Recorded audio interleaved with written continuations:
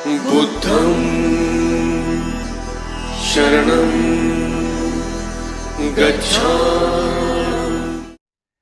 जय भीम, जय भारत, जय संविधान। मैं अंबेडकर नेशन से गौतम रत्ना और आज मैं आपको एक वीडियो दिखाने वाला हूं जो डॉक्टर आरसी का है और ये सोशल अपडेट से हमें मिला है और उन्होंने किस तरह से योगी एंड मोदी सरकार का जो रूप प्रेजेंट किया है तो आपके होश उड़ जाएंगे। उसकी तुलना योगी और मोदी की तुलना उन्होंने हिटलर शाही से की है। जो जर्मन में एक हिटलर शाही जो राज था उससे कर रही हैं और पूरा ब्यौरा उस हिटलर शाही का कि हमारे भारत के अंदर, हमारे यूपी के अंदर, हमारे देश के अंदर वो हिटलर शाही किस तरह से भाजपा और योगी और मोदी के रूप में काम कर रही है। जिसका मतलब है कि एक जो आपकी मानवता है वो मानवता भी जिंदा नहीं रहेगी, जो समानता है वो जिंदा नहीं रहेगी, किसी के कोई अधिकार और संविधान जिंदा नहीं रहेगा। जिस तरह की मानसिकता से काम कर रहे हैं, जिस तरीके से उन्होंने यूपी में अलग फोर्स के गठन की बात की है, पूरा एकदम बहुत डिटेल के साथ उन्होंने बताया। ये पूरा जो प्लान है, ये पूरा जो अटैक करता है वो बहुजन समाज और मूल निवासी और जिसमें कि हम जो समाज आते हैं वो मैं आपको बता रहा हूँ, SC, ST, OBC, minority and female also, महिलाएं इसके अंदर आती हैं। उस समाज को प्रताड़ित करने के लिए पूरा इस तरह के प्लान योगी और मोदी और भाजपा सरकार ने जो कर रखा है उसको बड़ा खोल करके उन्होंने बताया है।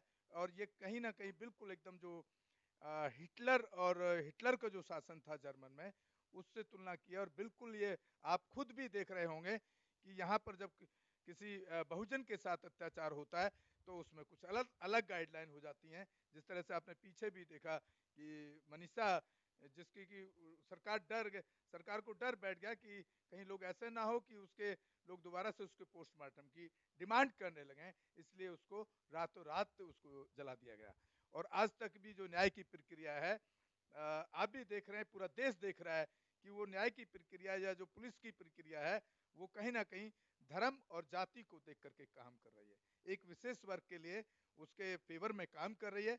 और खास तौर से जो बहुजन समाज और महिलाएं हैं उनके ऊपर शोषण हो या अत्याचार हो तो जो पुलिस है पूरे देश के अंदर, और खास तौर से जहाँ जहाँ भाजपा की सरकारें हैं वहाँ पर उनका जो स्केल बन गया है, पैमाना बन गया है काम करने का, वो इस समाज को न्याय देना नहीं है। जहाँ पर भी समाज के अंदर प्रताड़ना या अत्याचार हो रहा है वहाँ पर वो FIR तक भी नहीं करती है।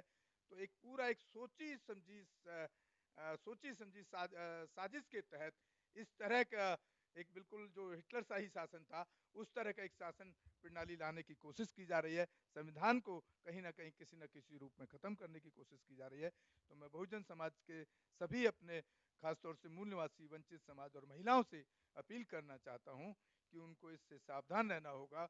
और आने वाले टाइम में इस भाजपा सरकार को अगर आपने नहीं उखाड़ फेंका तो आपको बहुत मतलब आप दोबारा से कहीं ना कहीं एक गुलाम बनने की स्थिति में जा रहे हैं आप। इसलिए सरकार को उखाड़ फेंकना ही इसका एक अच्छा इलाज हो सकता है। और आप देखेंगे हमारे इस वीडियो में डॉक्टर आरसी को। जर्मनी में हिटलर ने अपने खिलाफ उठने वाली हर आवाज को खत्म करने के लिए गेस्टापो नाम की एक सीक्रेट पुलिस फोर्स बनाई थी। 26 अप्रैल 1933 को अपने वजूद में आने वाली यह खुफिया पुलिस नॉर्मल पुलिस की तरह सिर्फ लॉ एंड ऑर्डर मेंटेन करने का काम नहीं करती थी। यह गुंडे, बदमाश, चोर या कातिलों को पकड़ने का काम नहीं करती थी। यह खुफिया पुलिस थी, देश की हिफाजत करती थी। यह हिटलर की आइडियोलॉजी की हिफाजत करती थी। यह हिटलर के खिलाफ आवाज बुलंद करने वाले लोग जिन्हें गद्दार और देशद्रोही कहा जाता था उनको ढूंढती थी और फिर उन्हें बेरहमी से खत्म कर देती थी। इसी गेस्टापो सीक्रेट पुलिस का भूत भटकते भटकते शायद भारत में दाखिल हो गया है। हिटलर के बेहद करीब वफादार साथी जनरल हरमन गोरिंग ने गेस्टापो की कमान संभाली हुई थी। इस फोर्स को इतनी ताकत दी गई थी कि वो बगैर वारंट, बगैर मजिस्ट्रेट के ऑर्डर के किसी को भी गिरफ्तार कर सकती थी, जब चाहे किसी भी वक्त किसी को उठा सकती थी। और इस फोर्स को यह हुक्म भी दिया गया था कि हिटलर की हुकूमत के खिलाफ मुंह खोलने वाले हर शख्स की जासूसी और जांच करने के साथ साथ उन पर सिविल सैंक्शंस भी लगाया जाए। इस फोर्स के हाथों गिरफ्तार होने पर कोई भी इसके खिलाफ किसी अदालत में अपील नहीं कर सकता था। गेस्टापो ने हजारों की तादाद में लेफ्टिस्ट, इंटेलेक्चुअल्स, ट्रेड यूनियनवादी, पादरी और यहूदियों को गिरफ्तार करके गायब कर दिया और हजारों को आइसोलेशन में डाल दिया। इस पुलिस या आतंक के माहौल में जर्मनी के लोगों ने सत्ता से सवाल पूछना ही बंद कर दिया था। उनके चारों तरफ उस दौरान में जो कुछ भी लीगल, अनकॉन्स्टिट्यूशनल घट रहा था, उस तरफ से उन्होंने अपनी आंखें बंद कर ली थी। गेस्टापो का इतना खौफ था कि जर्मनी की आवाम ने हिटलर के खिलाफ बोलने, सुनने और देखने की ताकत खो दी थी। इस पुलिस ने यहूदियों को चुन चुन कर मारा और हिटलर के सियासी ओपोनेंट को बिना बात के सीधे गोली मारती थी। तो चलिए अब जर्मनी से भारत की तरफ लौटते हैं और ढूंढते हैं हिटलर की पुलिस गेस्टापो के भूत को, जो भारत में दाखिल हो चुका है। फिलहाल गेस्टापो के भूत ने अपना ठिकाना उत्तर प्रदेश में बनाया है।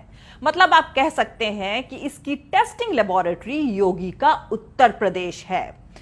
वहां इसकी लेबोरेटरी खोली गई है और इस फोर्स का नाम है Uttar Pradesh special security force, UPSSF। जाहिर सी बात है, अगर उत्तर प्रदेश में बीजेपी इस फोर्स के जरिए अपने सियासी मकसद में कामयाबी हासिल करती है, तो पूरे मुल्क में भी इसी मंसूबे के तहत भाजपा अपना कदम आगे बढ़ाएगी। फिलहाल उत्तर प्रदेश में मुसलमानों, दलितों के साथ साथ ब्राह्मणों को भी ठोकने का खतरनाक खेल चल रहा है। और जब योगी जी का ड्रीम प्रोजेक्ट UPSSF अपने वजूद में आएगी, तो बिना सवाल जवाब किए, बिना वारंट के किसी को भी उठाएगी और योगी जी की ठोकने वाली पॉलिसी अपनाते हुए जुल्म और सितम की खौफनाक कहानी की शुरुआत होगी। योगी आदित्यनाथ सरकार ने Uttar Pradesh special security force act 2020 को लागू कर दिया है। इसके तहत Uttar Pradesh special security force UPSSF को बिल्ड किया गया है, उसको बनाया गया है। उत्तर प्रदेश सरकार की तरफ से रविवार यानी बीते संडे देर रात को कहा गया है कि उत्तर प्रदेश SSF मुख्यमंत्री योगी आदित्यनाथ का ड्रीम प्रोजेक्ट है। योगी जी के इस ड्रीम प्रोजेक्ट की सबसे अहम बात यह है कि इस फोर्स के पास वारंट के बिना ही तलाशी लेने का हक होगा और इस फोर्स का कोई भी मेंबर किसी मजिस्ट्रेट के ऑर्डर और किसी वारंट के बिना ही किसी भी इंसान को गिरफ्तार कर सकता है। मतलब इसके सिपाही बिना वारंट के आपके घर में घुस सकते हैं और आपको गिरफ्तार कर सकते हैं।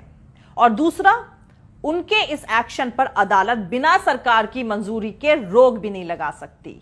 तीसरा, इन्हें पेमेंट देकर कोई भी प्राइवेट उद्योगपति यानी इंडस्ट्रियलिस्ट भी इस फोर्स का इस्तेमाल कर सकता है। मतलब अब इंडस्ट्रियलिस्ट मजदूर नेताओं और जमीन ना देने वाले किसानों के घर में इस फोर्स को भेज सकते हैं और उन्हें गिरफ्तार करवा सकते हैं और इन बेचारे किसान और मजदूरों को बचाने के लिए अदालत बीच में नहीं आएगी। इसके अधिकार यानी इसके राइट्स कानून से भी ऊपर होंगे, क्योंकि अदालत भी सरकार की इजाजत के बगैर SSF यानी Uttar Pradesh special security force की किसी भी प्रोसीडिंग में इंटरफेयर नहीं कर सकेगी। जरा सोचिए, अब आपको उत्तर प्रदेश में स्पेशल सिक्योरिटी फोर्स के लोग किसी वारंट के बिना, किसी रिकॉर्ड के बगैर अरेस्ट करेंगे, तो उनको आपको रिहा करने की जरूरत भी नहीं पड़ेगी, क्योंकि वो तो साफ साफ कहा जा सकता है ना कि भैया हमने तो गिरफ्तार ही नहीं किया। बस यही एक लाइन कहकर वो तो फ्री हो जाएंगे। ना कोई सवाल पूछेगा, ना कोई जवाब मिलेगा। भागते रहिए इधर से उधर, खटखटाते रहिए दरवाजे, कुछ नहीं होगा, क्योंकि इंसान को किडनैप करने की प्लानिंग लगभग तैयार हो चुकी है। आपके तमाम कोशिशों के बाद सिर्फ इतना होगा कि लोकल थाने में गुमशुदगी की रिपोर्ट दर्ज कर ली जाएगी। जाहिर सी बात है, हुकूमत के इशारे पर गलती से भी पकड़ लिए गए लोगों को जिंदा रिहा करने की कोई कंपल्शन, कोई प्रेशर नहीं होगा। और शुरू में इस तरीके से गिरफ्तार किए गए लोगों में सबसे ज्यादा मुसलमान और दलित होंगे। मुसलमान पहले निशाने पर इसलिए होंगे क्योंकि दाढ़ी बढ़ा रहे मुखिया तो पहले ही कह चुके हैं कि गद्दारों को उनके कपड़ों से पहचाना जा सकता है। तो दोस्तों, योगी जी के इस ड्रीम प्रोजेक्ट के तहत उत्तर प्रदेश में जो नई पुलिस फोर्स बनाई जा रही है, वो एक सियासी मकसद हासिल करने का भाजपा का एक छोटा सा एक्सपेरिमेंट है। अगर भाजपा इसमें कामयाब होती है तो देश में आने वाले वक्त में बहुत कुछ बदलने वाला है।